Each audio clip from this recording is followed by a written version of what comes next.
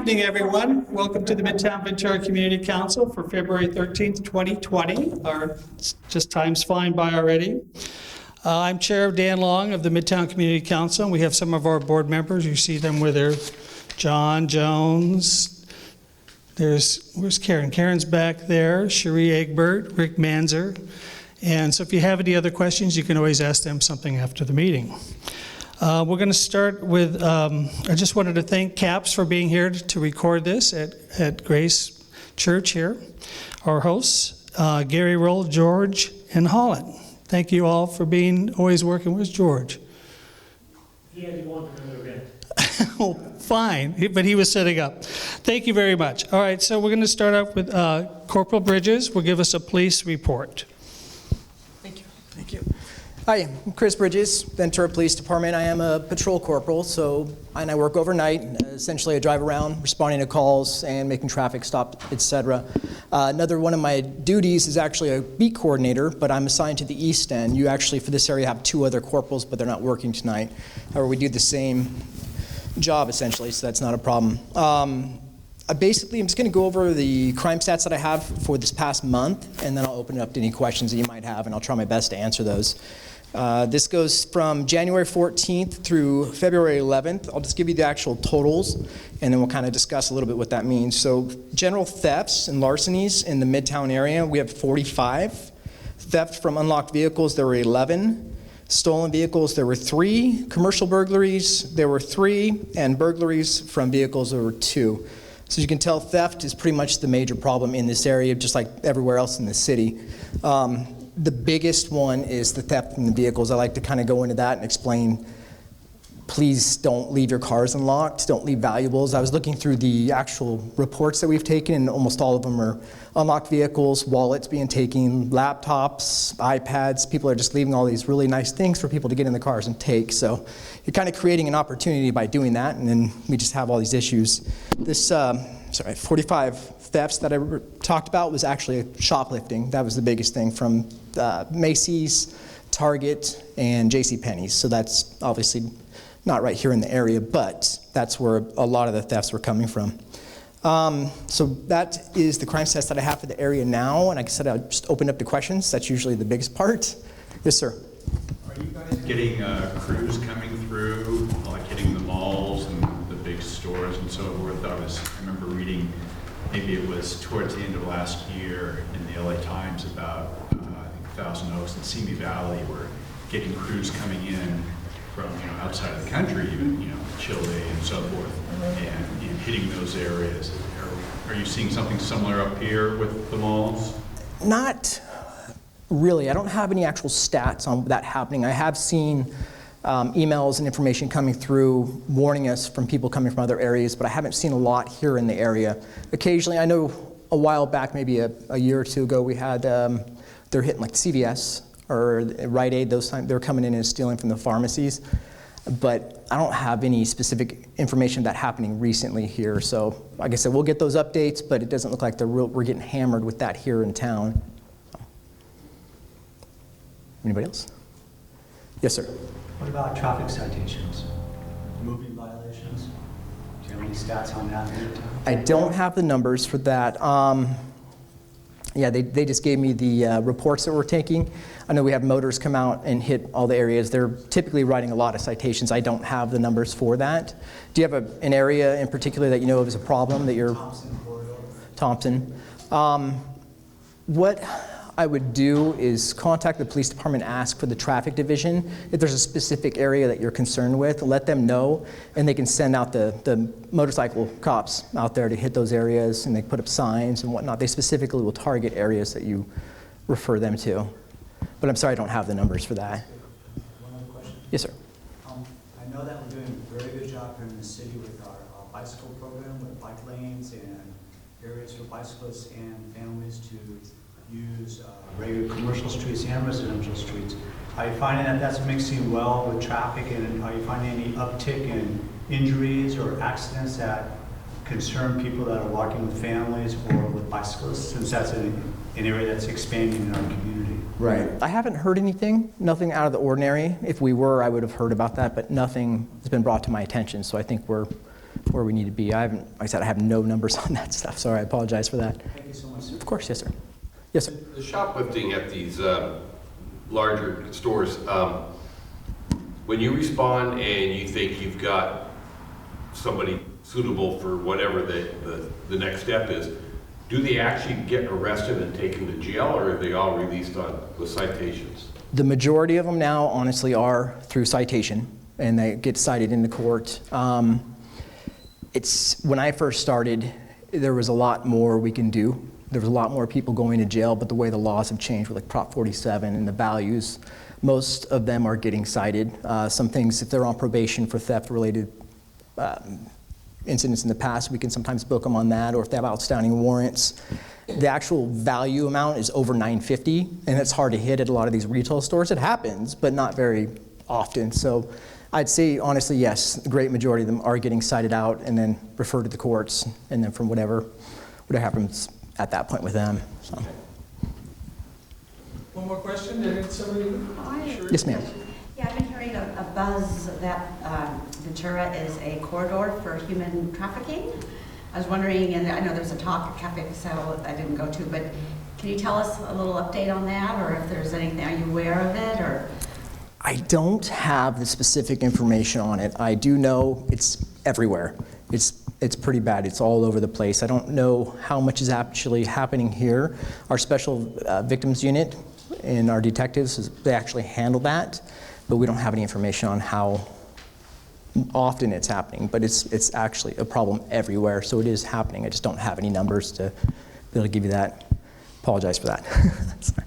Yes, sir. I'm sorry, sir, I have one last question. Yes. I know that you're trying to bring new blood into the police force. Are you having good success with candidates that are coming to you to want to become part of the police force? Yes. We actually have 5 right now in the police academy.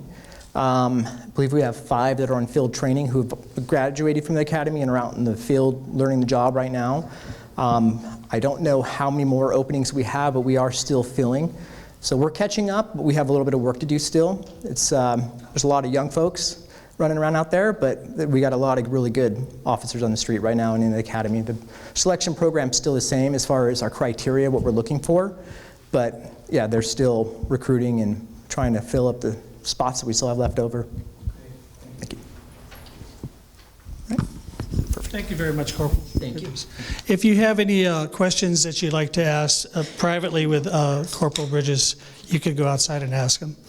And Cherie, we are looking, Greg was going to contact Ventura PD about getting someone to come and talk about human trafficking. We talked about it at the last board meeting, and it is something we all have a concern about for a number of different, areas, conditions. So we are looking to get a speaker for that soon. And Karen had reminded me to tell everyone to please sign up. If you haven't signed up, because we have to, if you want to be able to vote and just to keep track of everything, we started a new system late last year. So we need to, once you sign up, then you just have to initial or just make an X, because we'll keep that running all year round. So, but we do need you to sign up every time. Okay, next up, we are very happy to have Jill Santos and Christine Burke, 2 founding board members of Caffrodite Community Collective. Our spotlight on volunteers. Hand that over. Hello, and thank you for having us.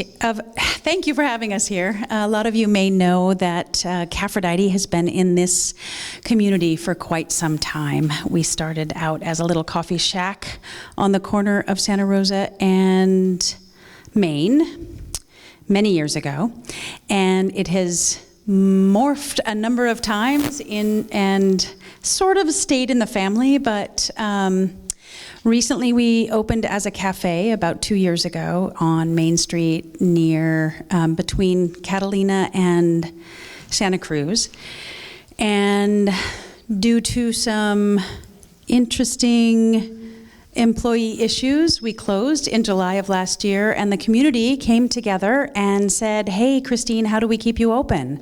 And I said, "Actually, we all keep this place open as a community. I can't do it alone, and I've always wanted it to be a community space." And so many members, we had a huge meeting in the summer, and about 40 people came. 150 people said they wanted to be there, and we all decided that we were going to become a community collective, somewhat like a co-op. We have a mission and all kinds of great stuff, so I thought I'd read that to you. Our mission is that Caffrodite Community Collective is a sustainable, supporting, and welcoming space for the community to meet, create, and collaborate. Our vision is to provide a safe and welcoming place for community members to connect and grow. We are committed to inspiring and supporting the imaginative, creative, and diverse. The cosmic kinship that we share will enable us to build a more equitable and sustainable world. So we're open as a coffee house and eco gift shop on Friday, Saturday, and Sunday from 7 a.m.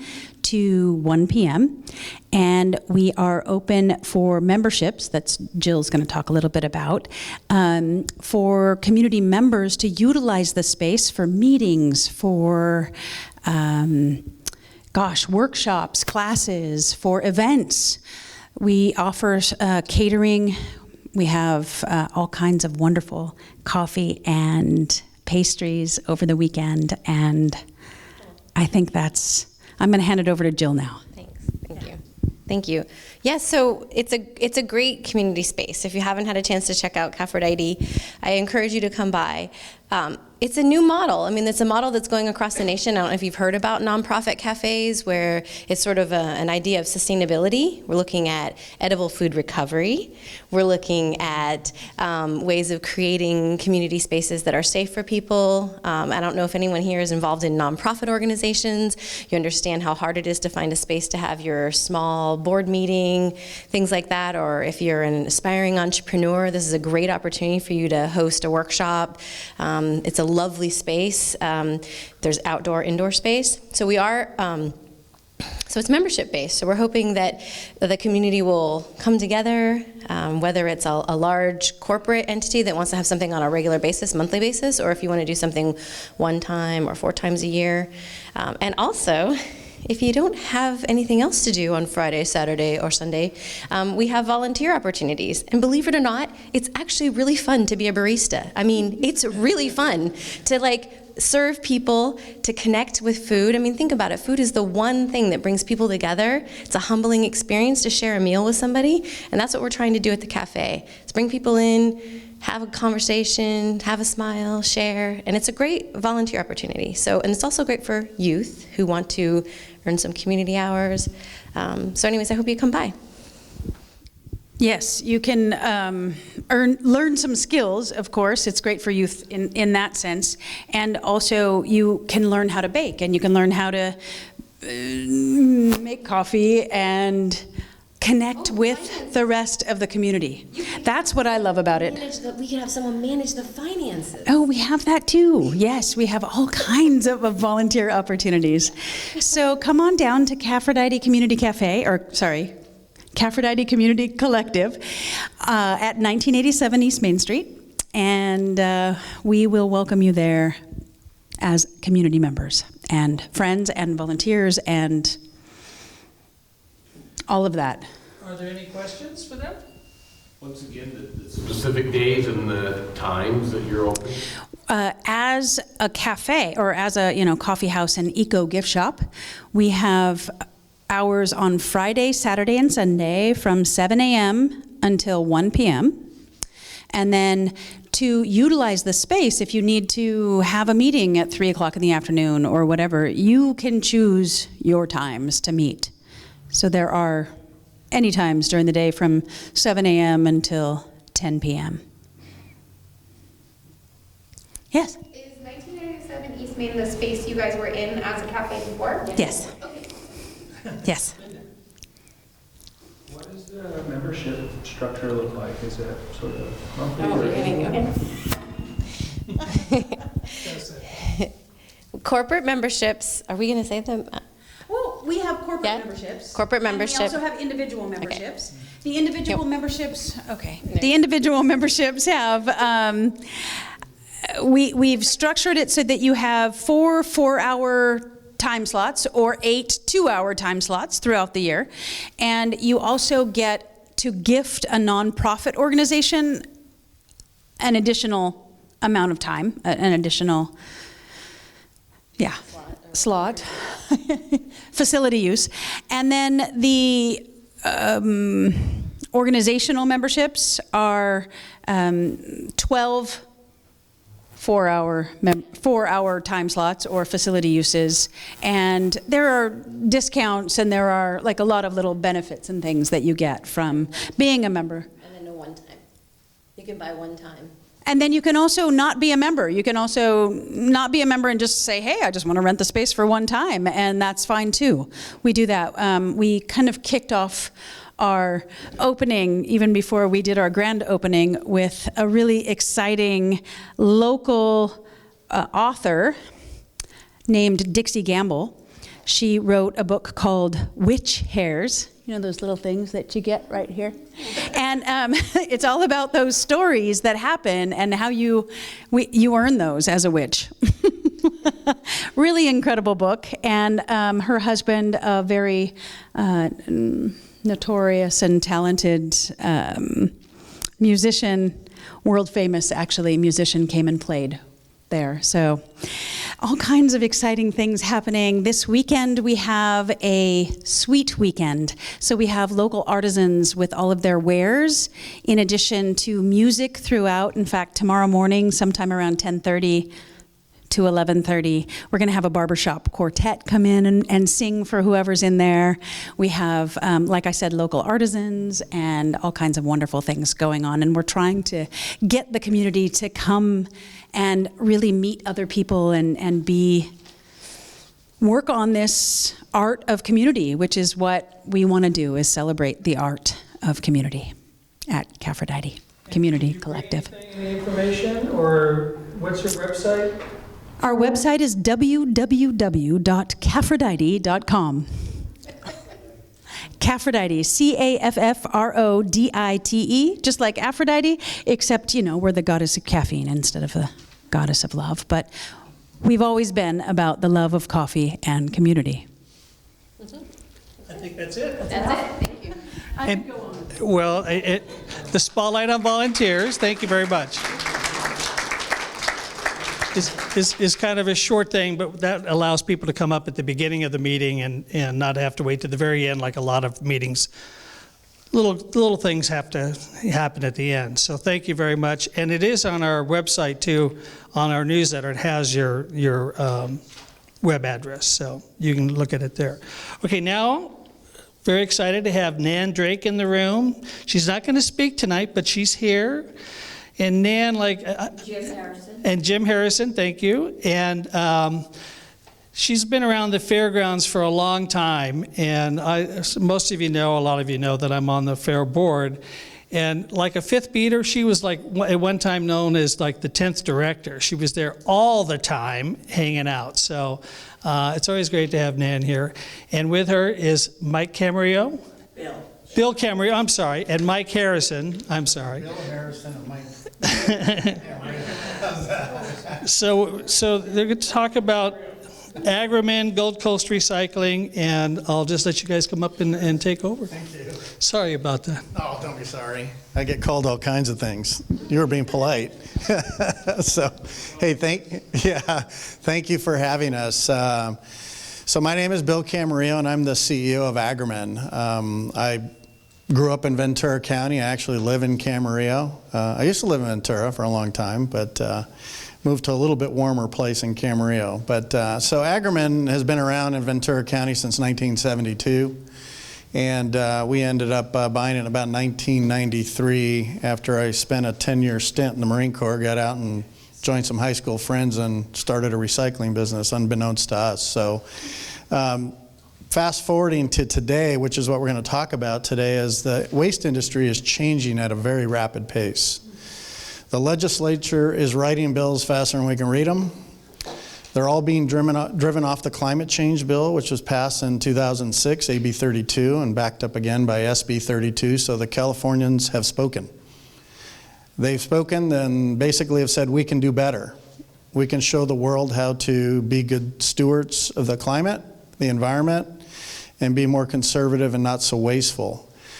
Well, if you've happened to visit a landfill lately, stuff goes in there at a pretty fast pace and large volumes. So what the legislature has done is it's passed a series of bills, and I know Nan handed out a few flyers, and on the back, probably the one that's going to be the most impactful is SB 1383. And most people are going to think it's a recycling bill, and it's not. It's a short-lived climate pollutant bill. It has everything to do with methane emissions from landfills. Here's the good news. The Harrisons have been in business for 85 years, and they've never owned a landfill. So they have to be creative. And they have been. They've been innovative and progressive over all these years to make sure they had facilities like Gold Coast Recycling, partnered with us at Agriment, and we've been partners together since 1994. A long time, 26 years, and knew that we were going to have to do things different. We were going to have to make sure we recycled things that were recyclable at Gold Coast and divert organic waste from landfills with Agriment. And today, composting and recycling are becoming the most important thing going forward. So SB 1383 has become a very disruptive bill to the waste industry. So I feel bad for Waste Management and Republic because they own big landfills and they're not going to be happy with us. So what you need to know about SB 1383 is it's going to require us in the next 5 years, actually in 22 months, to implement complete organic waste diversion programs to include food waste, compostable materials, cups, knives, paper, forks, packaging. If it's compostable, we're going to compost it. And Agriment is going to turn it into over 300 different kinds of products like we do today to be used in all different kinds of applications in agriculture, landscape, retail, energy if it makes sense, and animal feed, as we've recently permitted a project in Oxnard to convert food waste to animal feed and fertilizer. So when you look at what it takes to do the composting and the recycling, it's a much more expensive venture than just picking up the trash and taking it to the landfill. So as part of the climate change bill, you've already felt the effects of the cost in your lights, whereas energy has become more expensive because we're using more renewables and not fossil fuels. And in transportation, gas, your gas prices have gone up tremendously. A friend of mine was just in Florida where gas was $2.50. So if you went to the pump today or anytime this week, it's close to $4 here.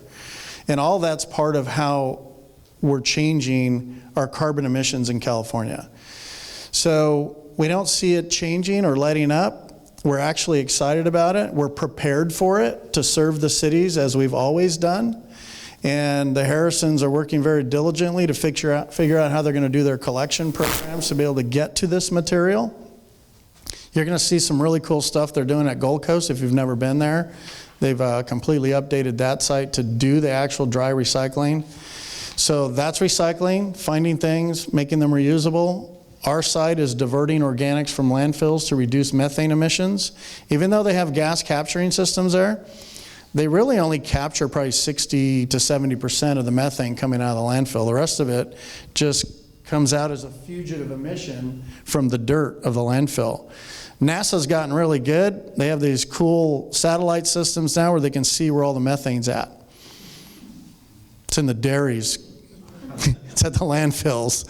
A lot of dairies are moving out of the state because the laws are becoming very complicated. Along with air laws, emission laws, we also have groundwater issues. We have to do a lot more work in how we build compost centers to protect our groundwater. And then we also have to use a lot more expensive technologies to compost because we don't want to create emissions from the composting process. Creating odors is not a good thing. These facilities are hard to site. We've been siting the Limonera project to serve the community of Ventura for about 9 years.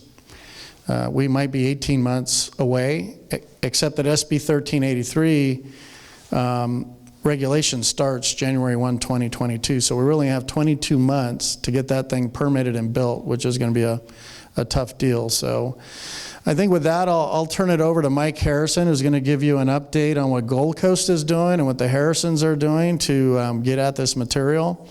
And wanted to thank you again for having us, and I'll stick around to answer questions. All right, thank you, Bill. Let me excuse me for the challenges we're having getting this going. It's all my fault.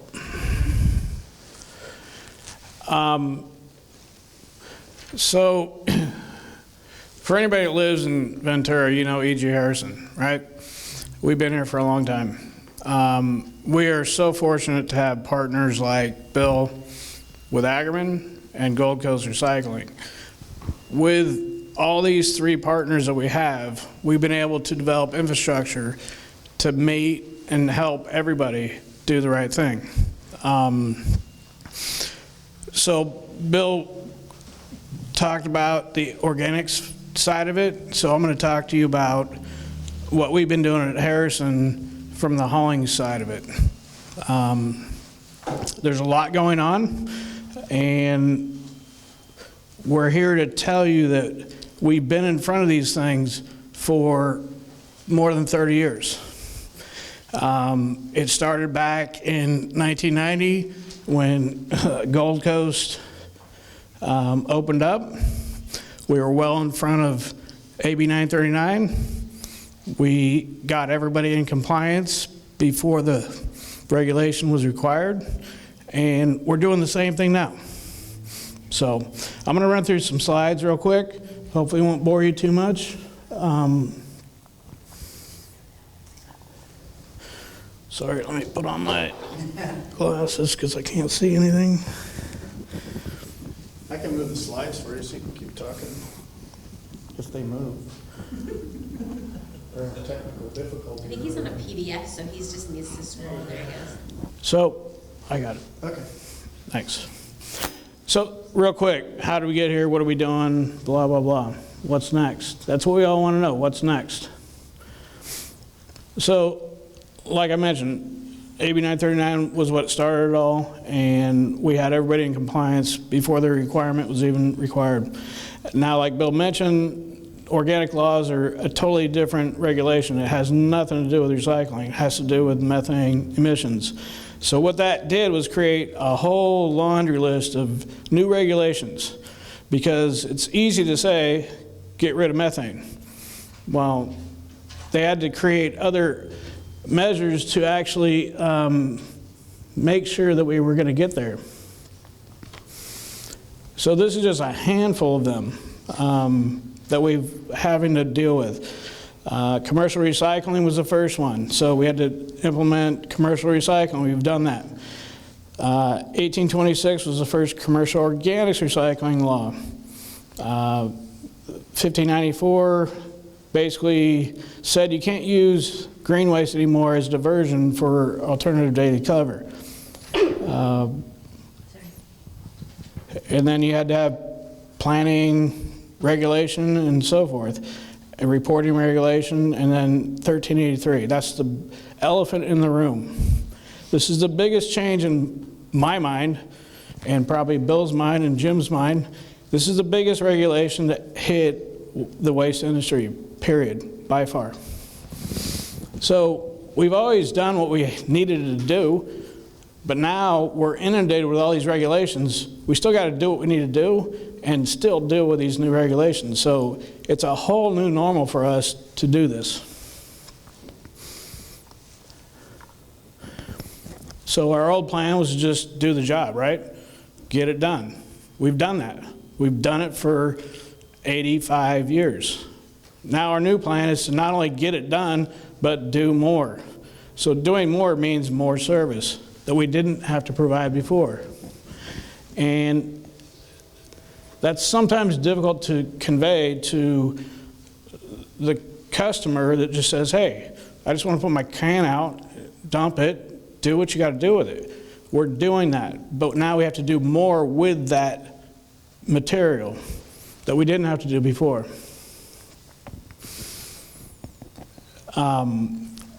So our objectives are to, figure it out. Who has it? Where is it? Who's going to be the low-hanging fruit that we can go after to actually obtain compliance? So we started back in 2011, I believe, with a pilot food waste program in terms of organics. We just started doing it. We started a pilot program with no with no contract, no franchise agreement. We just started doing it. And it's a small program, but it's been effective and it's been in place since 2011.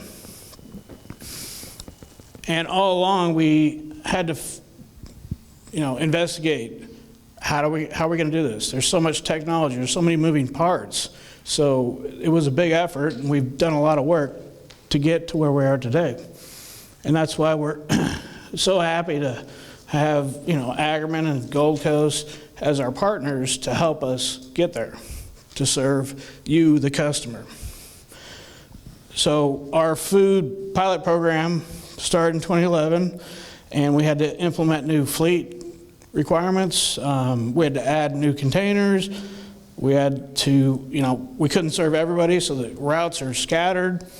And then we had to process material, which has been a big challenge, especially with Ackerman, where we were taking it to them forever, and then all of a sudden permitting and so forth made it hard. So today we still have 100 customers, and we do about 15 tons a day. And that material is currently processed at the Simi Valley landfill, and it goes from there. 1826 started a few years ago, where it just said, start making customers sign up for service. Well, it's hard to sign up for service when you don't have a facility to take it to. But we were still doing it. We already had a pilot program in place, so we were able to do it. But this slide shows you kind of where the customer base is. There's 2,400-ish customers, commercial customers in the city of Ventura.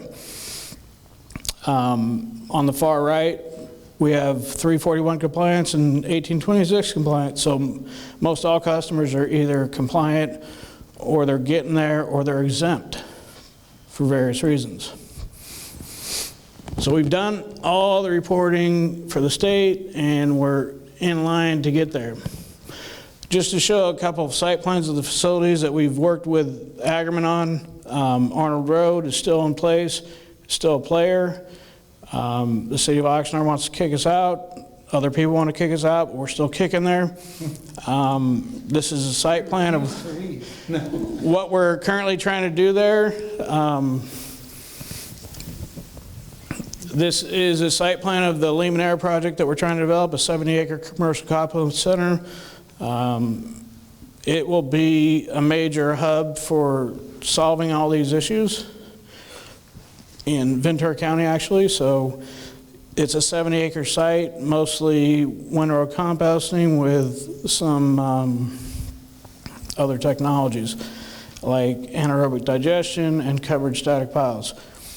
But over time, since we've been doing this since 2011, regulations have changed.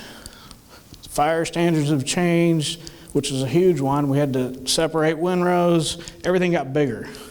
We had water quality issues, etc. So it's been an uphill battle, but we're, I think, getting to the peak, and this is going to be the premier facility, I believe, in the state of California.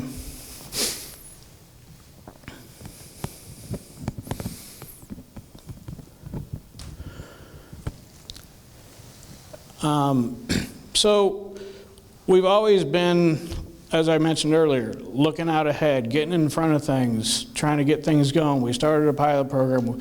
We did AB 939 well in advance of what had to be done. Mountain View is another facility that we did in the city of Oxnard, where we said we need a bridge.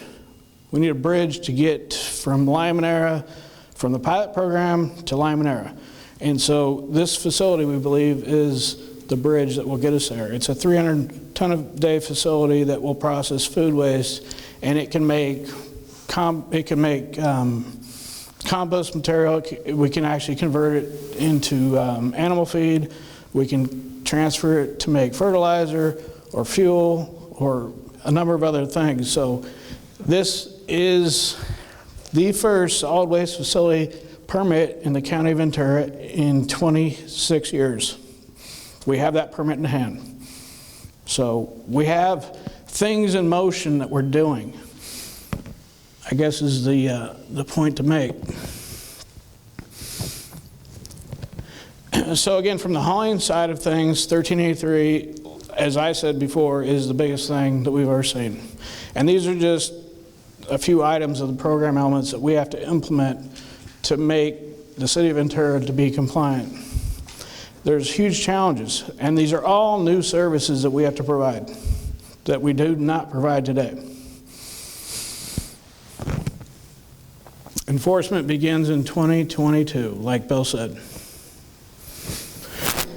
So currently in the City of Ventura, the existing grain and food waste program that we have through the pilot program processes about 58 tons a day of material. So that's what you pick up at your house, at your commercial business, and at your restaurant for those that participate, 58 tons a day. The baseline projection for the new tons that we haven't even touched yet are 126 tons a day. So we got a long ways to go to get there. So we need these facilities to do that. And of that 126 tons in terms of food waste, there's 26 tons in commercial, 25 in, that's a mistake, should be 25 in residential, there's multifamily as well. And then another new rule with 1383 is the city actually has to buy material every year. And that equates to 8,800 tons a year. So there's new things for everybody to have to deal with these regulations. It's not just us. So what we have to do next is finalize our permitting, get Mountain View under construction, establish and negotiate fees, start construction, and continue with working with Arnold Road and Lyman Area because we need those facilities. Those facilities are going to be essential to our future, without a doubt. So that's kind of what we're doing on the hauling side of things in terms of organics. Now we're going to talk a little bit about Gold Coast. And we'll show a short video here in a minute, but so Gold Coast Recycling has been around since 1990, and they've processed all your dry recyclables since that time. It hasn't been a problem. We've done it well, and we've always relied on our markets, which have been primarily foreign markets. Well, a couple of years ago, those foreign markets dried up. They said no more. So through the whole industry in a frenzy. And so before actually even that happened, we started planning new processing facilities so that we can actually do it faster and do it better. And that's what we did. It's been built, we're doing it faster, and all we can say is the message out there needs to be keep recycling. Keep doing what you're doing. We're moving market, we're moving the material, we're not throwing anything away, we never have thrown anything away. And that's the message. It's really simple. It's kind of our motto, I'm proud of it. Being a Harrison, this is what we do. We're doing it now with organics, but we've already done it with trash and recycling for the last 30 plus years. So our message is keep recycling. Don't ever think you can't throw your recycling in that blue can. And you don't have to change anything you've not already done for the past 30 years. So I'm going to show you a video of the new facility. The new facility was a challenge because we're confined in our space. It's not a huge facility in terms of building space where we can just do whatever we want. So we actually kept probably more than 30% of what we had before we started. And it was an efficiency thing, and it actually saved a lot of money doing that. So it's going to look like nothing's new, but most of it is. So I apologize we don't have any sound on this, but I'm going to try to walk you through what I think are the key components. I was the engineer involved in planning and permitting this thing, so I have intimate knowledge of. You know, you might, if you really want to see this video with sound, it is on both of our websites also. Yeah. So, Yeah. he's going to walk you through it, but I think it's really exciting when you really hear the commentary, so. Yeah. Will his commentary be fine? My commentary is not the best, so I'm sorry. So we'll walk through this and then we'll be available for questions. Thank you for your time.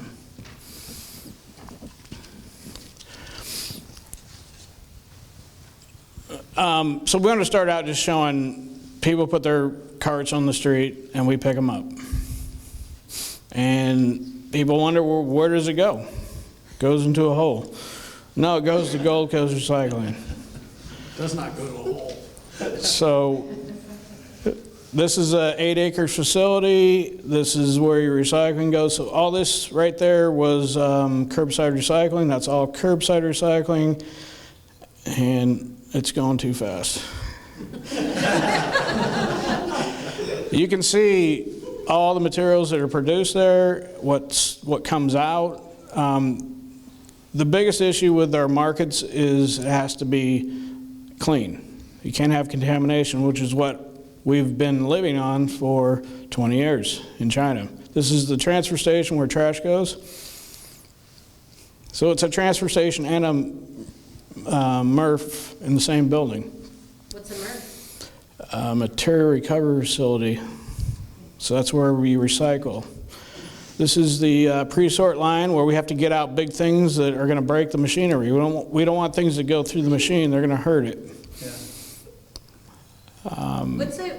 What's an acceptable contamination rate now? 0.5%. 0.5%? 0.5%. It used to be 10. Yeah. 10 plus. So these are all overhead shots of Gold Coast Recycling. This is in our maintenance yard where we're doing things like electronics and so forth. That conveyor right there is our residual that's going to the trash line. A lot of plastic. And this is off Valentine? No. Where is But it? your Yeah, plastic. Yeah, Valentine.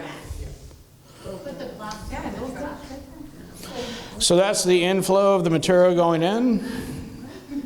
And these are the products coming out. And these are all the new conveyors that we have. We have materials you can see going in many directions. They all have specific commodities on them. It's a lot of work, but in doing this new machinery, we've cut our labor in half. We've been able to process faster, and we're processing cleaner, which is those are the main points. Faster, cleaner, less labor. And these are the things obviously you already know that you don't put in your recycling, or you keep putting in your recycling.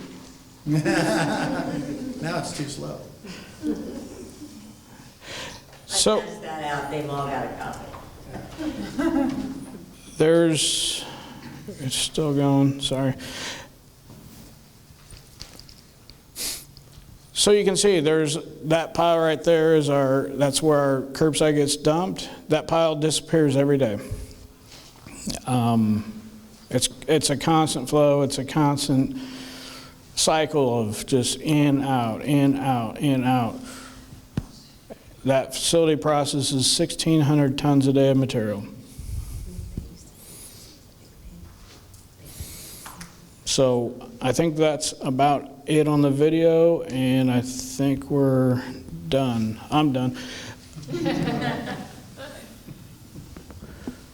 So we're here for questions. I have a totally uneducated question here.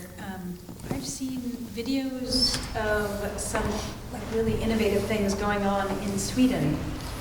Are we doing any kind of programs like really taking all the waste and finding ways to reuse the kinds of things, or maybe finding a way to ask us, the people here, like, hey, we're happy to separate even more than what you're asking for.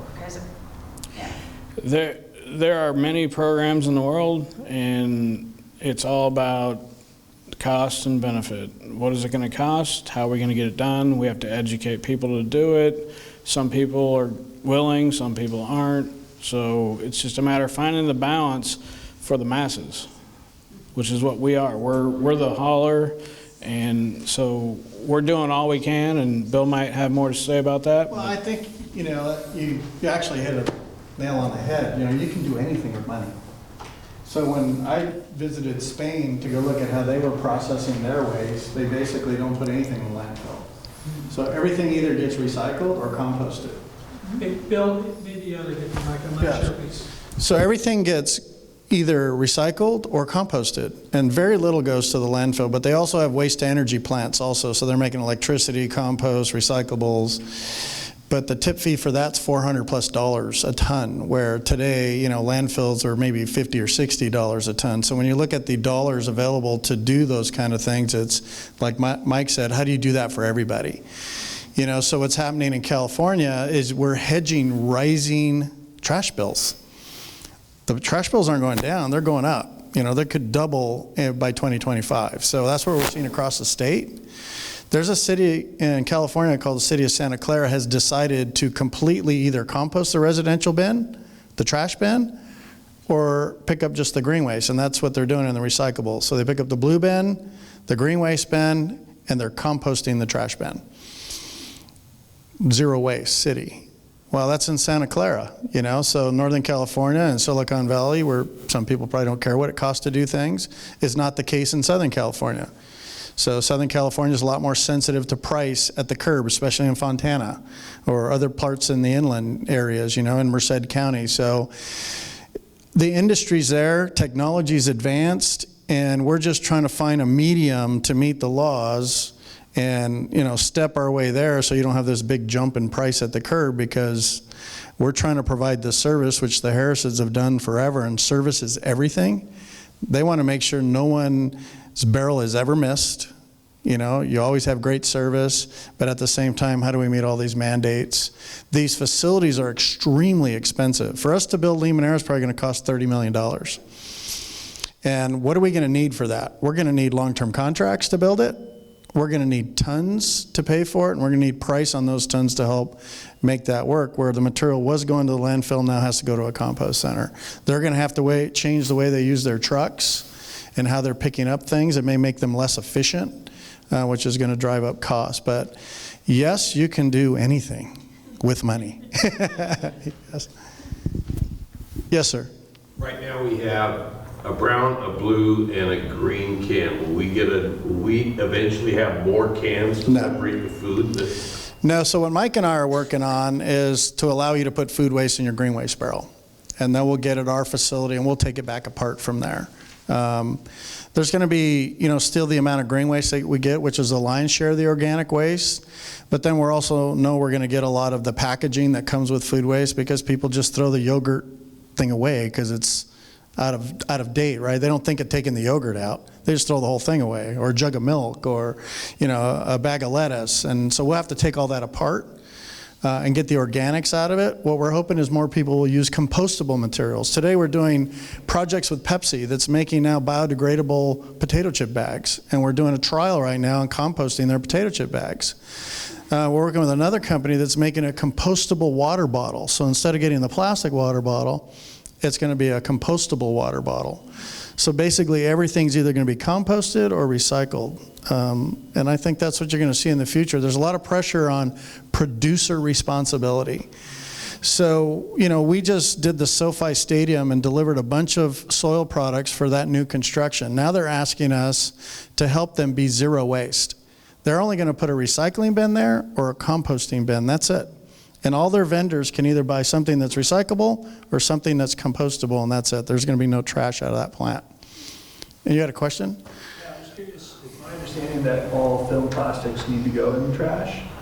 Can you talk a little bit about the challenges of processing film plastics? I misspoke when I said that. What's really there is plastic bags. Plastic bags. We're really doing 1 through 7 still. Okay. Markets are really awful for some of the grades of plastic, but we are managing to get rid of most of it. So, I mean, gets down to the point where, oh, hi Christy, here's Christy Whitterman. When you get down to, we're working diligently with a group called the Carton Council, where some of the grades of plastic were the soft plastic, like yogurt and whatever. It's very, very difficult to get rid of it in a marketplace, so it has reuse. The good thing about it, I think Mike always talks about this, it's under 1% of the volume. So it's a very, very small piece that we're losing. The bigger part of the plastic market, the 1, the 2, and the 4s are selling. You saw one of the blue trash bins going into a recycle. We recycle our own trash bins. The heavy plastic, we pick toys off of the line. So we pick a number of the numbers off the picking line. So we're doing the best we can, but we're driven by the markets. You know, what do you do with it if nobody wants to reuse it? Sorry, Mike. I think it was my mistake. Well, let me follow up real quick on that too, because it's an important point. So of the waste stream in Ventura County, 30% of it's cardboard, 30% of it's mixed paper, 15% of it's glass, 20% of it's trash. The rest is plastic, tin, and metal. So it's a very, very, very, very small fraction, but it's very important. Not to lose sight of that. It's very important because a lot of it ends up in the ocean, etc.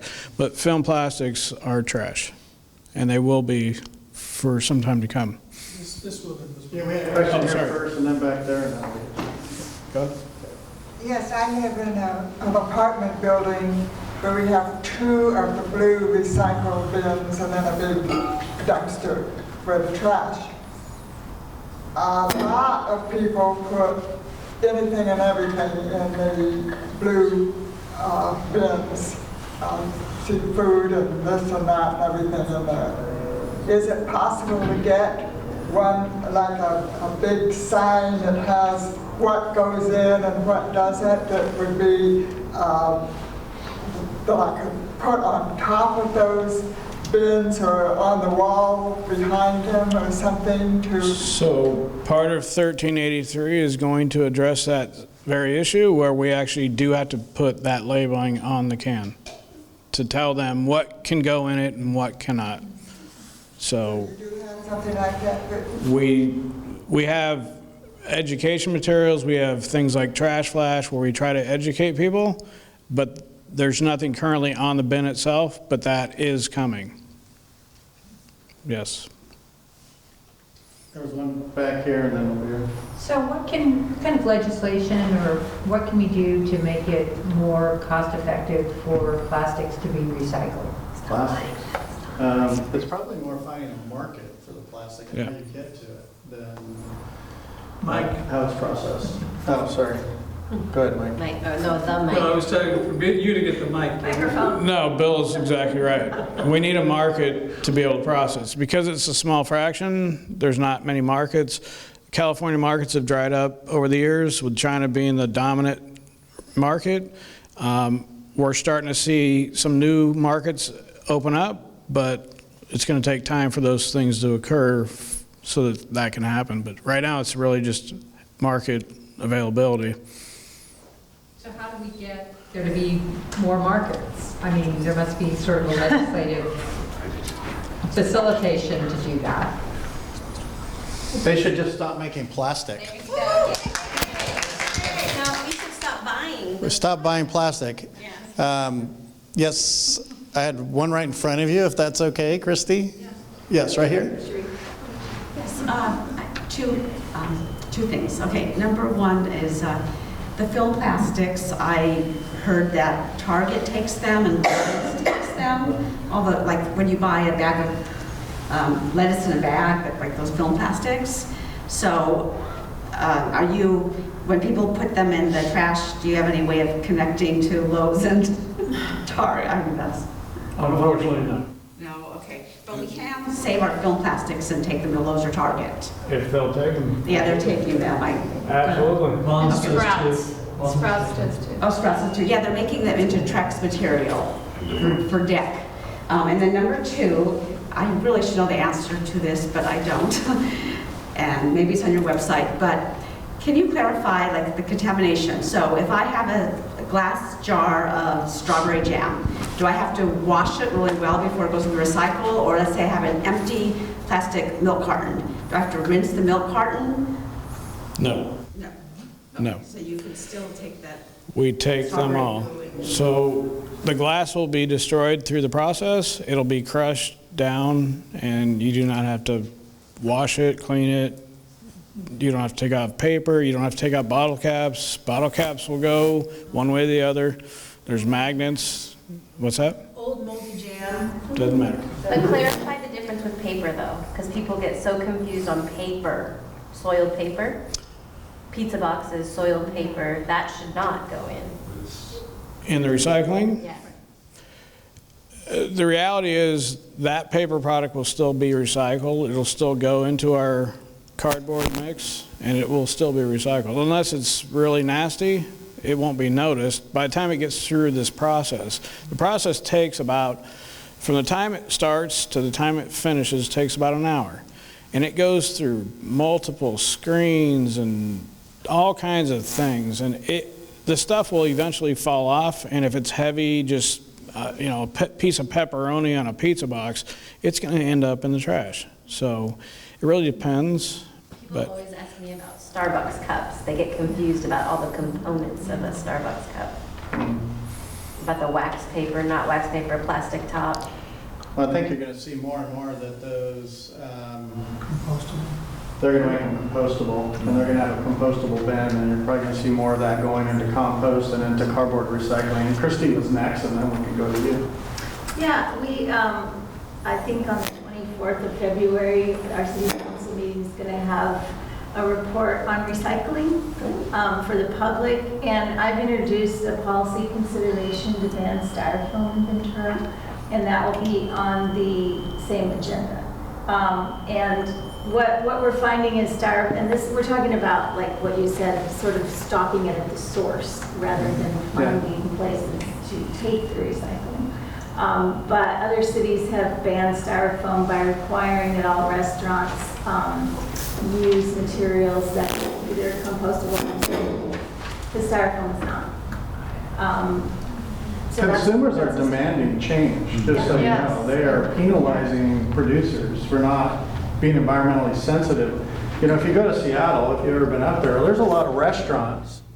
They have no trash. Everything is either compostable or recyclable, just like the SoFi Stadium, and it just makes it easier on people. You know, if you bought something and it's compostable, then the bin says compostable, you just put it in there.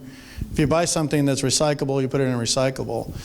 Like Mike's saying, the machines are getting better, technology is getting better and better and better. So if you throw something in the wrong bin, we're going to get it figured out on the back end. We're not trying to make it so difficult on the consumer that they don't do it, right? We got to do our heavy lifting on the back too. And then we had another question right here. I had a question about your operating budget. An operating budget, how much of your income derives from the back end of your business compared to what you charge the consumer, the commercial for picking up? How does that work? Is the majority of your income coming from residents and commercial at pickup, or is your back end also supplementing that?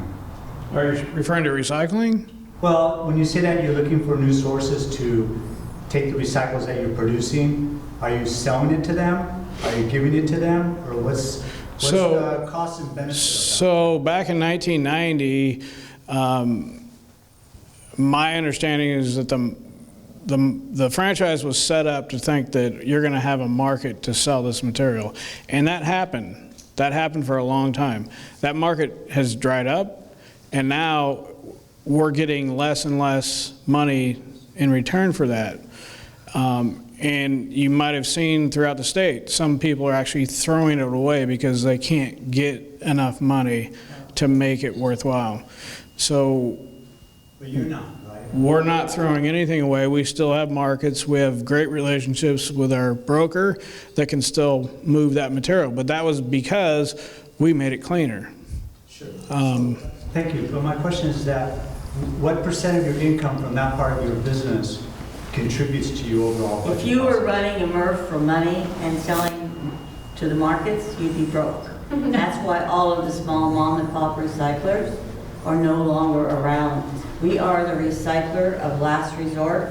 The Harrisons looked at this 3 years ago, knew something awful was going to happen, and they decided to invest $6 million in a picking line, and we did not raise one rate to anybody that has trash service. The Harrisons are in this for the long run. We believe there's a solution at the end, and we are trying it in all different ways, and that's why Bill and Mike are now the speakers, because they represent the future in the trash industry, and they are diligently working. Mike is actually an engineer, graduate engineer, and came aboard because the Harrisons had so many projects going at once, trying to get to the best solution, that Mike came back into the business, and now he does the project manager. We just built a CNG station. We now have a huge clean water facility. I mean, to do the right thing, you have to really invest in the future. Harrisons aren't going to sell their company, they're around for a long haul. So the balance is not easy to try to make a profit in recycling. But they do have a hauling company, and they do have set rates with the City of Ventura, regulates those rates, so they can't raise the rates without going through a system and systematically getting a raise for those rates. So the trash industry right now, as I think Bill said, is going through a very chaotic time. Some haulers will not longer be making it in the business. We know that. The large haulers are having a difficult time. They own all the landfills. You know, Republic and Waste Management own most of the Southern California landfills. There's a few other players. So they want to keep their landfills alive. So they're not balancing out very well doing the right thing in recycling. Long story, not short, I'm sorry folks, but I'm very adamant about this because I'm very proud to work for the Harrisons. They always manage to do the right thing. And obviously they can't work without a profit. All of our employees are paid very well. So we are for profit, as is Agriman. But the balance is tough. Well, ma'am, I'm not questioning the profitability of the company by any means, because I think the company does a very good job for the city of Ventura. I just was interested to know how much that backside of the business contributes to your bottom line. That was my only question. It is about, I'm trying to say it's a balance between the collection to make profit or to distribute profit to the employees, because that's very important. I just was asking as a general question. That was all. So I can help you a little bit, I think. There's not an exact answer. I would say in the past, 30 to 40% was relied upon the market, and then that dried up and we're making less. So we had to gain efficiencies in processing time and labor, et cetera, to try to make that difference up. So it's like she said, it's a balancing act for sure. And we're a service company, right? Sure. Waste management is a law. It's a health and safety law. It's required, or else you'd have trash in the streets and all kinds of problems, right? But we also know that we have to be responsible to actually try to make something to help offset the cost. So it's a constant battle. In the organics world, there is no China. Agriman has to make something right here, and I have to find someone who is willing to buy it right here with all the market pressures of everybody else trying to do the same thing. So when we were selling compost at $20 a ton to agriculture, today it's $5, because now there's more and more volume coming on the market because of these laws. So we went back to focusing on the service part of the business to provide a closed loop service, just like the Harrisons on Gold Coast, to be able to provide the service so that communities can be in compliance. Because the consequence of not being in compliance, which I didn't say, SB 1383 has a penalty, and it's $10,000 a day for the communities not to be in compliance. And that kicks in 2022. So we're all under a lot of pressure to figure out how to get this done. And the market side is never going to pay for this, for us to be able to do it, so it's nominal. But it does get put into the system to try and balance the system and meet our profit margin. So it's nominal. Yeah. So, and on the dry recycling side, so for instance, 10 years ago, cardboard might have sold for $200+ a ton. Today it's $40. So it's a huge, it's not an exact science to say what percentage because it varies every day, but we're trying to do everything we can to first move the material. That's our #1 priority every day. We got to move the material. We're not throwing it away. We're moving it, and we're keeping our doors open, and we're keeping our employees employed. And so we're doing everything we can to just keep it moving. But it is a good question because that's where people get confused about recycling. They have because you took some bottles and cans and got a little bit of money for it, people perceive recycling with value when the bills that we're facing have everything to do with diversion for something completely different. We're diverting because of methane emission. It has nothing to do with recycling. And that's where they get confused. It's like, okay, yeah, you can recycle all day, but today you can't even find a place that's open to hardly even take your bottles and cans anymore because it doesn't make money. So when this whole organics bill got passed, it's a short-lived climate pollutant. And I go around talking to people all the time about it's just a diversion bill for methane. It has nothing to do with recycling. We're doing it because we have to serve the cities we serve. Ackerman serves over 300 cities today in the state of California. We're the largest organics waste company in the country. And we started right here with the Harrisons, and we learned a lot. And we have over 200 employees and growing like crazy, you know. So California's just gonna just do better. That's just what they're committed to do. I don't see the laws changing or going backwards. I see them keep getting harder and harder on every element that affects our lives, right? So great question.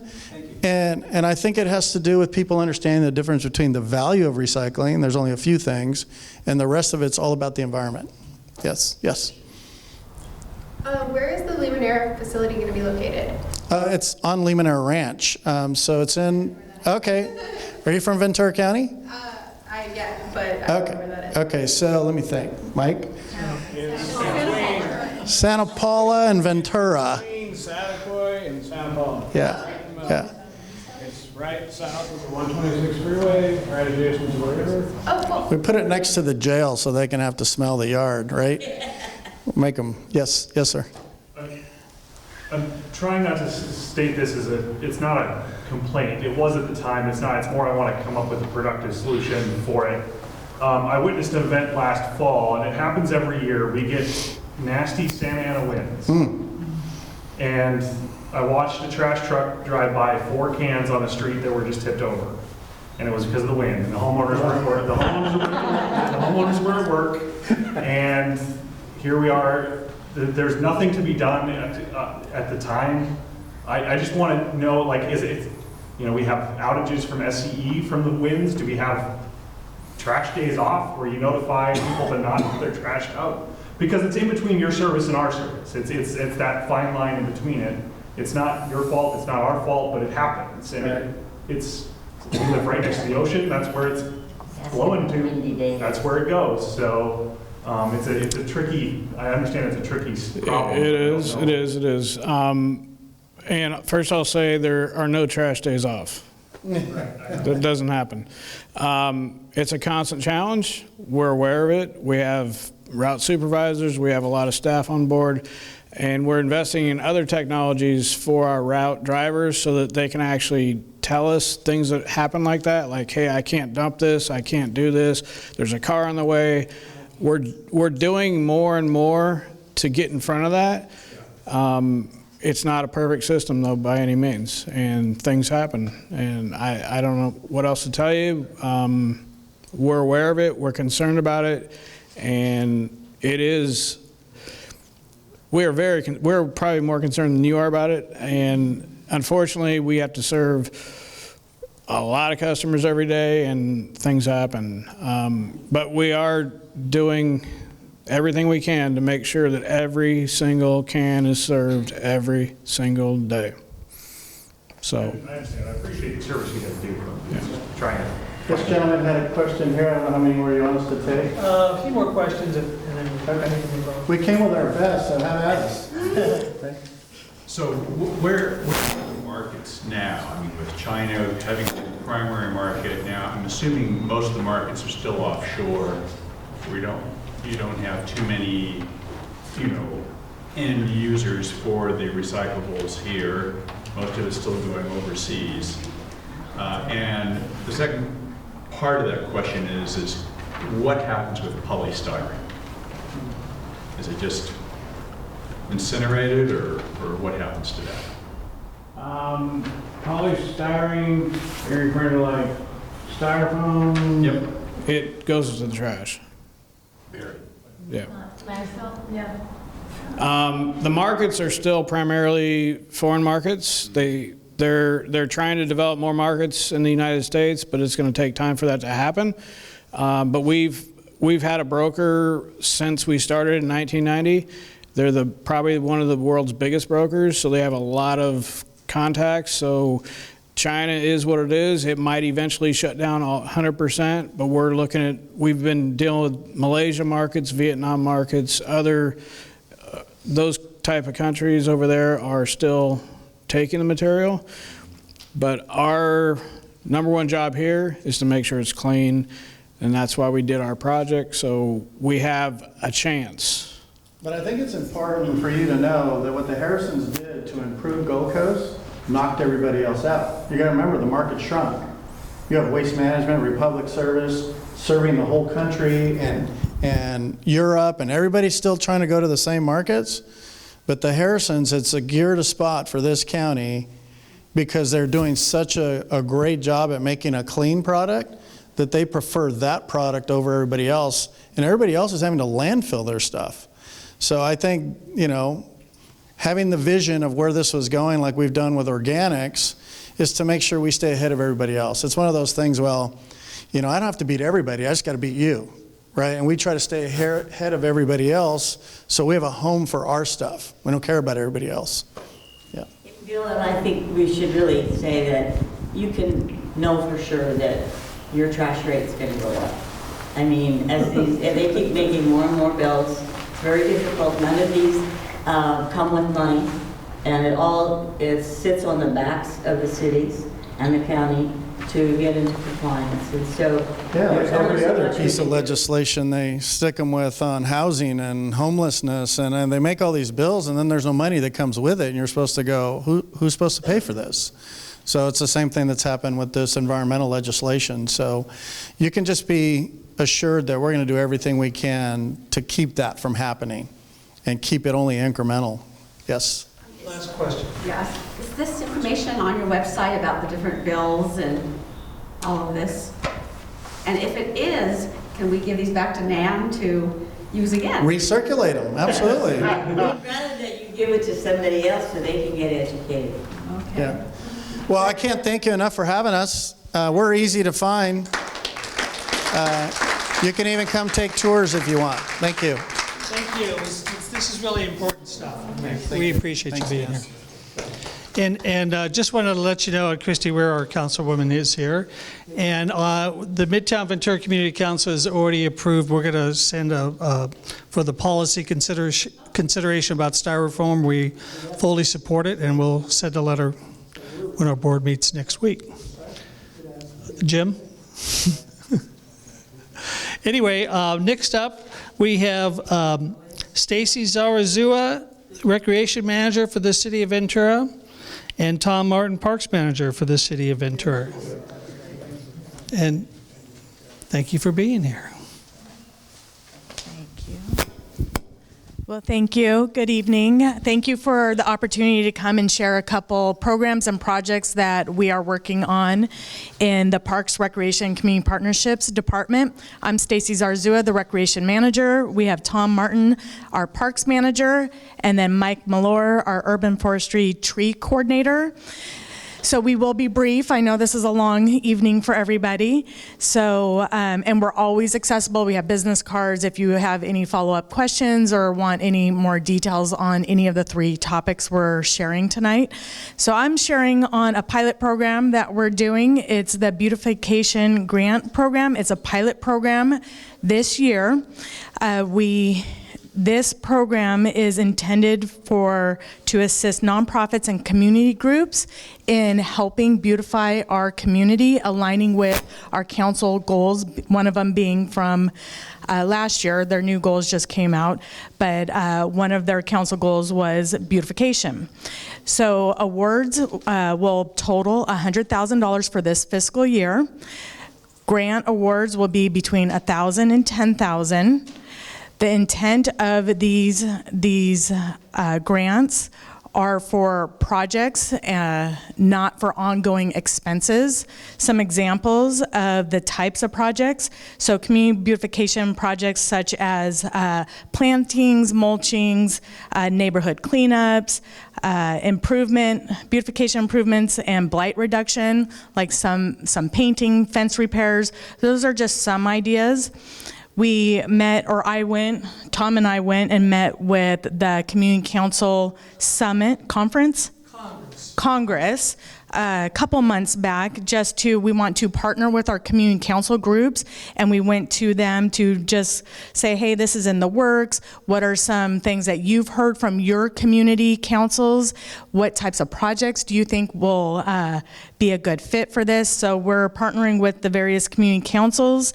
So each applicant either needs to be a nonprofit, 501c3, or have a letter of support from one of the community councils. The applications will be vetted through a competitive grant process, which will include a panel of community residents as well as city staff. Our timetable for this is we hope to have it out next month, and then with the grants, the applications due in April and awards in May. Any questions or any specifics? Can we see like a draft of like what it is today so that we can have it ready as soon as it opens? No, we're just getting it back from city attorney. It's not open yet. So I did tell Dan this. I said, it's not ready. I don't know if I should really be talking about it. It has not been rolled out, but it will very soon, and we will directly contact our community council groups. We'll have it on our Facebook, our website, so there will be active reaching out. There is a match of sweat equity involved, so it's not, so we're all partnering in this together to help make our beautiful city an even more gorgeous place to live, work, and play. Any other questions? Okay, I'm going to hand it off to Tom, and he's going to give us an update on the Arroyo Verde Inclusive Playground Project. Thank you, Stacey. Dan, thank you for inviting us out. This should be pretty brief because I just want to give you a quick update on where we're at in the process. Right now, our design company, Pacific Coast Land Design, PCLD, Eric, thank you, has been in contact with our Building and Safety. The plans are in for a second review. They should be back fairly soon, and then we will be going out to bid on the project. We hope to break ground on the project fall of 2020 and actually open the playground winter 21. So, anybody have any questions? Oh, one more thing, I'm sorry.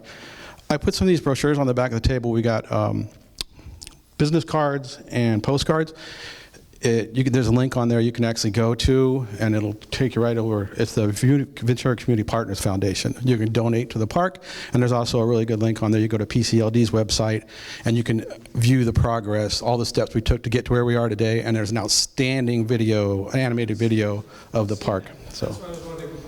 Is that on there? Great. So. Yes. Anybody else have any questions? Okay, I'm going to turn it over to Mike Mallory. He's going to give you a little bit of an update on what's going on in your area with our urban forestry. Good evening, everybody. Thanks for having me. My name is Michael Malloy. I'm the city arborist for the city, currently acting supervisor for the urban forestry department. Right now in our tree inventory, we have over 32,000 trees. Our main tree species we have 1,947 Mexican fan palms, 1,500 queen palms. So I guess it's safe to say that we have a lot of palm trees here in the city. Yeah. Safety is our #1 priority of the city as a whole and the urban forestry department. We're on a 6-year pruning cycle right now. Unfortunately, some of our trees are a little bit of faster growing species, so the 6-year pruning cycle doesn't work with all species, so we're eventually switching over to a species-specific pruning. Our queen palms, for example, need to be trimmed about twice a year due to the seed pods that they drop and how often the fronds come back. Some of our Chinese elm trees or gold medallions also need to be trimmed about every 2 years. Oak trees, Brisbane boxes, crepe myrtles, a little less frequent trimming. Usually we can get away with the 4 to 5 years, sometimes even 6-year cycle with our oak trees. We have an in-house crew of 4 people. And we contract everything else out to a West Coast arborist. There's our contractor for tree maintenance. Typical, the Urban Forestry's Department Day deals with a lot of trouble orders, which would be comcates is what we call them. Usually that's trimming or removal requests. Usually these requests are due to dropping debris, hardscape disruptions, which would be like sidewalks lifting or curb and gutters, and then roots growing into water or sewer lines. Scheduling work is a big part of it with our in-house crew, with any of these trouble orders that come up or anything that the city staff notices when they're doing their daily drive arounds. We're always on the lookout for any possible thing that they notice that needs to be attention. Quality control is a big thing. We want to make sure that our contractors are doing the work that is up to par and is in the contract agreement we have with them. Our public works department, we work very closely with the sidewalk division and engineering. We have a lot of projects going on throughout the city, do some extra Measure O funding. So you've seen, I'm sure, the engineering and sidewalk division coming in and doing a lot of repairs through the city with tree roots are lifting up and causing some damage. I work a lot with risk management, the city attorney. We deal with claims that happens from falling trees or falling branches. With over 32,000 trees, it's inevitable we're going to have some branches break. I represent the city in court for any situations that can't be handled outside of court. Usually it's small claims. Random cases, it's a little bit of a bigger situation. Planting, it's a big component in our department. Some challenges that we face would be the watering. We have one staff driver right now that can drive our truck. It actually it requires a commercial license with a tanker endorsement. We actually have our 3 other employees right now are in the works of getting their commercial driver's license. That's a requirement to work with the city, which in 6 months of hiring, it's a requirement that they need to get. We're watering with reclaimed water. We're having a lot of success with that. We have to have our own tank dedicated to reclaimed water. Anything else, anything that we want to use in these tanks requires a triple rinse, which is actually very time consuming, so that's why we dedicate that tank to reclaimed water. These reclaimed water does have a high salt content. Luckily, we do get some water when we get our rains that actually flushes out the whole soil, because if we're just using reclaimed water constantly, the buildup of salt could be problematic. So a lot of times residents are requesting trees to be planted. Usually if a tree is removed, typically because of drought stress or it had to be removed because the tree died, we don't replant the tree right away. We typically like to let the roots decompose for about 6 months to a year before we replant, because we're stuck to replant in that exact same spot due to underground utilities and other specifications that we have to take into consideration. We actually have been asking residents to assist us with some of the watering needs that we have. We provide a watering bag when we plant the tree. We ask the resident to water the tree once a week. Most residents, pretty much all of them, have been willing to volunteer and help us out with some of those needs, which we've been very appreciative of. When these new trees are planted, it's very important that we send out a crew out there to do structure pruning. Structure pruning creates a long, healthy structure, so trees are sturdier under wind and other loads. They're less prone to failures, and they live long and useful lives in the landscape. Some trees that we're no longer planting in the city, I'm sure you've seen, are ficus trees. We have a ficus removal program going on. San Clemente is in one of our most beautiful streets, I would say. It's a tree-lined street. Very passionate on that street. Some of the people really love the trees, and some of them do love them, but due to the size and the invasive roots that they have, that's why we're phasing them out. San Clemente will be the last street that we do phase out the ficuses on, so we're removing all the other ficuses throughout the city first. We did we did a risk management assessment on the trees, and that's how we determined which ones to identify to remove, to prioritize that. Some new projects we have in the Midtown area. We have a new development being built on Thompson Avenue, which will extend a walking path through the development to Ocean Avenue Park. We're going to keep some of the trees and add additional. Obviously, some will need to be removed to install the walkway. Midtown's common parking lot over by Catherine Ave, we have 6 new tree wells. The city will be watering them. The 99-cent store, we're redoing the parking lot and adding 4 new tree wells and 2 planters with a tree in each. One of the main concerns of one of our main goals that we strive to do for the Urban Forestry Department is try to put a tree in any place that we can. I know Christy Ware is big on getting trees in parking lots due to all the cement and how hot it gets in there. Actually, tree-lined streets, and we'll actually protect even the asphalt and let it, which will decrease the amount of time that it needs to be repaired. The tree master plan was adopted in 1979, revised in 1986. We've been working on it this last year with the tree advisory committee, and we're going to bring it to council hopefully sometime in the next month or 2 to get it adopted and approved. So some of the stuff that covers would be the specifications and requirements of trees, street tree selection methodology, theme street survey, official city tree, and summary of major policies. And then we were lucky enough to get some extra Measure O funding, which we really need in the Urban Forestry Department. Our regular budget for tree maintenance left the city falling behind. Our Measure O increased funding to catch up on pruning and removals of dead and declining trees. And with more trees being trimmed and dead trees being removed leads to less tree and branch failures, leading to fewer incidents, and leaves a safer city for us to live in. And then I'll leave us with the true meaning of life is to plant trees under whose shade you did not expect to sit. I think that's a good quote for the urban forestry. It's because one of the main things I do tell people is when they request a tree to be planted in front of their house, sometimes unfortunately we're not able to put that massive tree with a big canopy, but that's kind of what I try to tell the residents, that let's plant some trees so the next generation will be able to enjoy them. Thank you for your time, and I'll take some questions.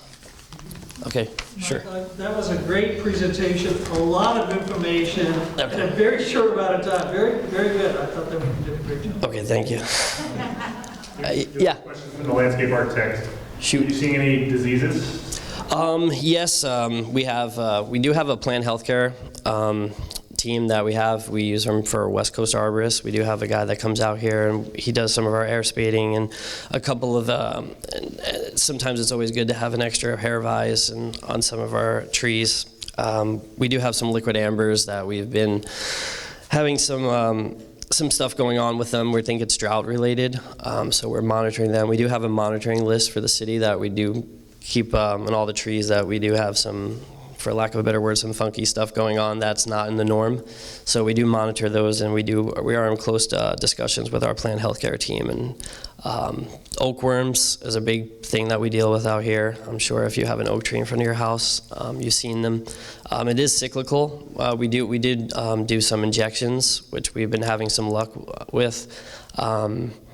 And then we do have some other pests and diseases, but they haven't really made their way up to Ventura, luckily, yet. We've been seeing them kind of around Ojai, obviously the shot-hole borer, which is pretty big, but we haven't had that up here, luckily, so we're still monitoring all of our trees. And a lot of the trees that you see that are unfortunately having been removed are due to a lot of drought-related stress, which is what we've been dealing with in the city of Ventura for the last 7 or so years. It's just you don't see those effects on the trees right away, as you would know. Hope that answered your question. Sure. Perfect timing, because today people are so excited about the parking lot next to the hospital. It's just the greatest thing ever. And somebody asked me today what type of trees are going in there. So, so the 99-cent store, is that the hospital? Okay, yeah. So yeah, we're gonna put Australian willows in there, something with a big canopy to get some extra shade. Yeah, so yeah, it's because we tried to pick a tree species that would give us some shade in there, just how nude it is in that parking lot right now. Can you do anything like that along Main Main Street here in this area? So I'm not sure if it was you I talked to on the phone. Okay, I believe you said some Cemetery Park all the way to Five Points Road. So we are evaluating some of the spots on Main Street. We do have to take into consideration utilities. There's a lot of underground utilities. There's spacing from driveways, corners, streetlights, service boxes. So we have to take all those things into consideration. But we did have a business owner from Super Buzzy on Main Street. They requested a tree planting, so we were actually able to go out there and we did some measurements, and we're going to be able to cut out a tree well in front of her business over there. So we are actively trying to put in trees anywhere we can. We're really just concentrating on the canopy. We've been in the last 2 years concentrating on the canopy that we've had to try to maintain that and get that up to par. And now that we're pretty much caught up, that we can really focus on some of the planting and trying to get some more canopy cover throughout the city. So ask somebody else first, I'll ask you. Okay, sure. Okay, so if people want a tree, if there's a place, they call you? Yeah, so they'll call the city and they'll call the Parks Department and say they would like a tree requested in front of their residence, and they'll be assigned a Comcate with a case number, and then a city employee will reach out to them in 3 to 5 days, sometimes hopefully within 1 or 2 days, with any luck. And we could talk about what's currently out in front of your house, make sure that there's not a stump out there, make sure the planting site is going to be valid and ready to, and then we'll discuss. We typically like to leave the same tree species on the street due to pruning cycles, and kind of from a design point of view, it makes it look good, and then we kind of skew them when it goes off to another adjacent street with a different tree species. Sure. The tree master plan, is that going to be a general concept for private parking lots? Like we have issues in Ventura where, especially on Victoria, where the trees have completely been removed, like gone, like by Pete's, and then they also cut the big trees into little, I call them Joshua trees. And anyway, is there anything in the works to encourage the property owners to let the trees go? I know they think of it as a maintenance issue, but... Yeah, I'll pass this to Tom Martin, for the parks manager for this, but... In a nutshell, yes. The tree master plan, the Urban Forestry and Parks Department's been working on it with the Tree Advisory Committee up until now. We're just about at the point where we're going to be sending it to Public Works and community planning or community development to get it vetted with them. So they're all going to have input, and we all know that that's what we want as a city. So we're definitely going to make sure that's in there. Well, kind of as a follow-up on that, like in the Vaughn's parking lot where they chop the trees down so there's hardly anything left and they haven't replaced them, do you have any control over that? Yeah, right now we do not have any control about how. Well, so in other words, the conditions of approval didn't require them to keep the trees in place, or? Yeah, at this time, we have no jurisdiction on how within the city of Ventura. I do believe that. We don't currently put conditions on parking lots like that, but some cities do. Mm-hmm. So we can look at places like Agura. I believe Santa Barbara actually has a. Where once it's planted, you can't chop down. I've worked for the county and at a facility at Telegraph and Hill Street. And in that parking lot there were a lot of trees that were getting drought stressed, and they were falling over, branches dropping off. So I think that's where you see a lot of landlords deciding these are just a liability and they just want to get them out because, Yeah, I believe that was the cottonwoods or poplar trees all along Hill Road.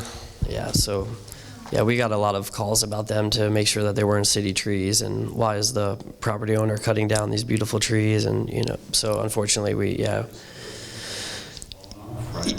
Yeah, there was an old windrow over there, so it was time for probably those things to be gone and possibly replant with something different.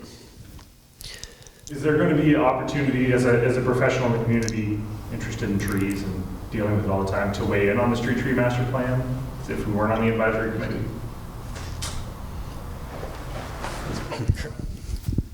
I don't have an answer to that question right now.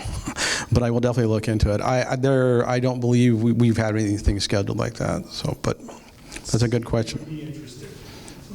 They're secret tree meetings. No, they're not secret. They've been public. All of our tree advisory. That's true. Just kidding. But that being said, Eric, seriously, you know, all the tree advisory committee meetings are open to the public, and it's been agendized. So, but.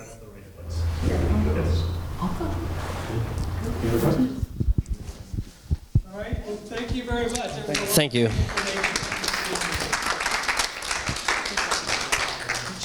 There you go, sir. Thank you. Thank you. Thanks, Tom.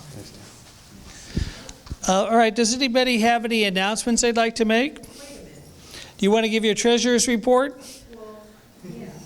Well, come on up.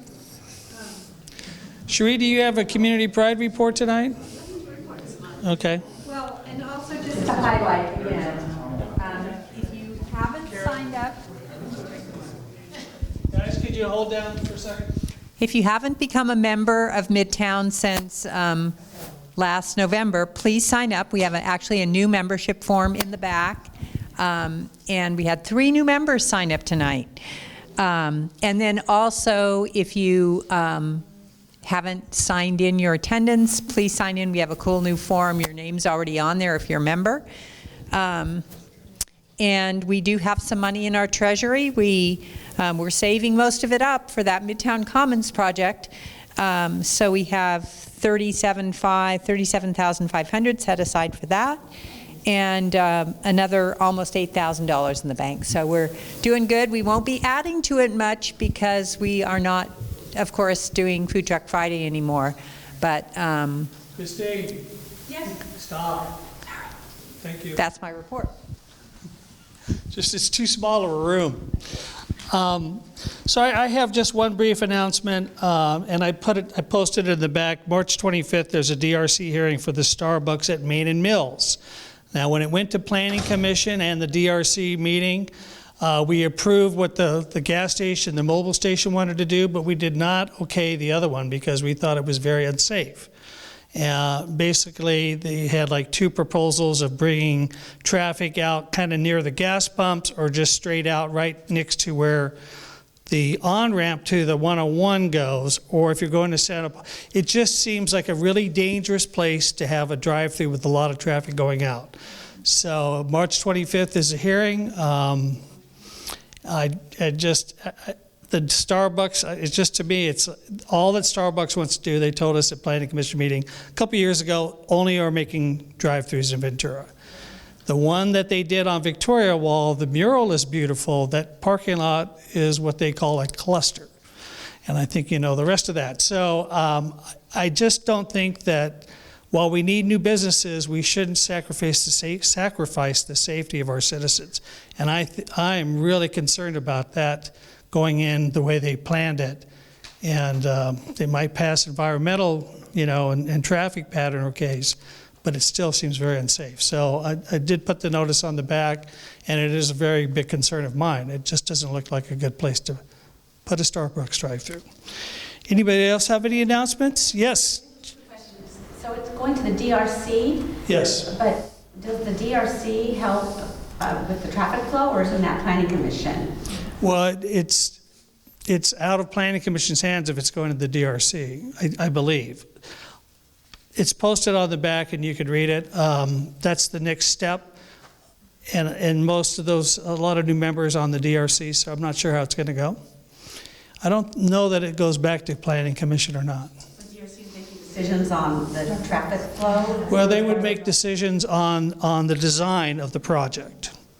And if they don't feel the designs that are brought to them are adequate, then they would make changes or recommend changes. I know that. I just didn't know about the cars leaving, going on to Main Street. Yeah, well, that's the plan that we saw about 1.5 years ago. Okay? Anything else from anyone? All right, well, thank you for being here tonight, and we are adjourned.